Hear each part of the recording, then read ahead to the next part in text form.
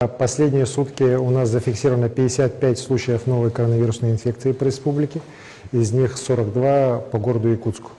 За последнюю неделю, как мы видим, был достаточно серьезный рост, доходило до 65 случаев заболеваний в день.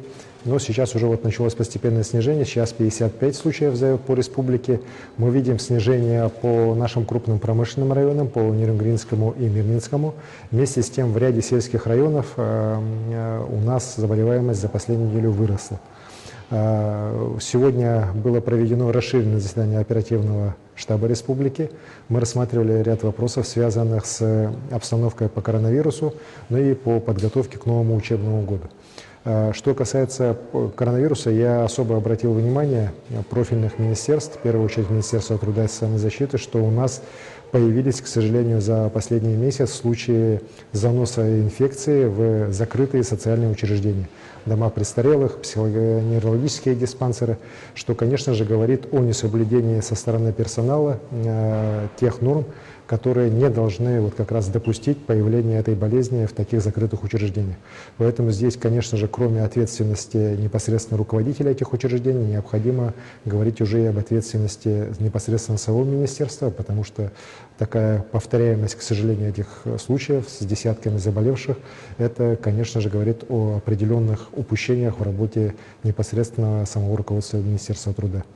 Я уверен, что все-таки меры будут приняты, и больше таких случаев у нас, такие, какие мы сейчас наблюдаем вот по городу Якутску, возможно, по Хангаласскому областу, таких случаев у нас все-таки больше не будет. Очень серьезная проблемой было то, что многие амбулаторные больные не лечились, получив назначение у врачей. Сейчас вот мы видим, что последние 2 недели действует мое решение о том, что амбулаторные больные коронавирусом получают лекарства бесплатно, и это дает свой эффект. Все-таки вот количество таких людей у нас уже уменьшилось, которые не лечатся, в основном все лечатся так, но, к сожалению, я здесь тоже вынужден обратить на это внимание, у нас увеличилось количество тяжелых больных. Сегодня 42 человека в республике находятся в очень тяжелом состоянии, из них 11 на аппаратах искусственной вентиляции легких в Якутске, в Алдане, в Нерюнгре. И, конечно же, это говорит о том, что, к сожалению, у нас количество больных тяжелых стало больше, и количество именно пожилых людей, которые болеют этой болезнью, тоже стало больше. Это говорит об определенном уже снижении такой эпидемиологической настороженности со стороны лиц и пожилого возраста, но и со стороны лиц активного возраста. Все-таки меры по сохранению здоровья старшего поколения принимаются недостаточно. Обращено внимание также на работу административных комиссий муниципальных образований, потому что очень много жалоб на работу учреждений общепита, в том числе по городу Якутску, которые работают круглосуточно. И, конечно же, никаких там вот ограничительных мер санитарной, вот социальной дистанции не соблюдаются.